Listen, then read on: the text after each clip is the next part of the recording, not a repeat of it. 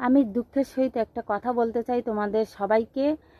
তোমরা নিশ্চয়ই টিভিতে কিংবা ফোনে ইউটিউবে দেখেছো নিশ্চয়ই, কারণ কোনো কিছু একটা ঘটনা ঘটে গেলে সেটা নিশ্চয়ই টিভিতে কিংবা ফোনে তুলে ধরে সাংবাদিকরা।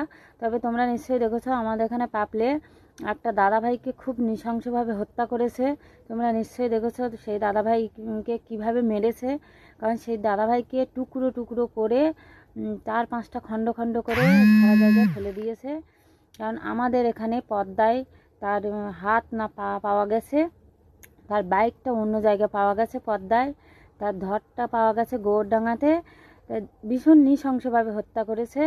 তাই তাকে বিওলোর কাগজ জমা দেওয়ার নাম করে ডেকেছিল, ডেকে তাকে নৃশংসভাবে হত্যা করেছে।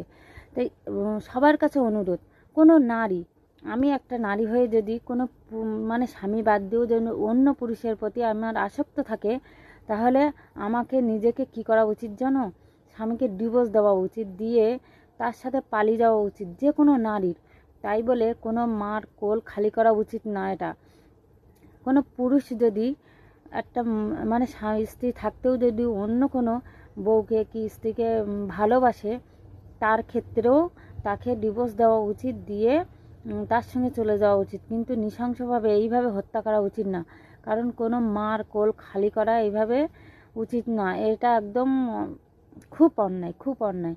কারণ একটা মা যে কীভাবে যে 10 মাস 10 দিন পেটে ধরে যে কীভাবে বড় করে, সেই মাই জানে কষ্ট কাকে বলে সন্তানকে বড় করা। তাই বলছি, অনুরোধ করে কেউ এইটুকু করো না। কেউ যদি ভালোবেসে থাকো তাহলে তাকে ডিভোর্স দাও স্বামীকে, দিয়ে তার সাথে চলে যাও, কেউ আটকাবে না। তাই বলে এইভাবে নৃশংসভাবে এইভাবে একটা প্রাণকে এইভাবে মেরো না, কারণ এটা অন্যায়। কিন্তু তোমার যদি ভালো না লাগে তুমি তাকে সরাসরি বলে দিতে পারো।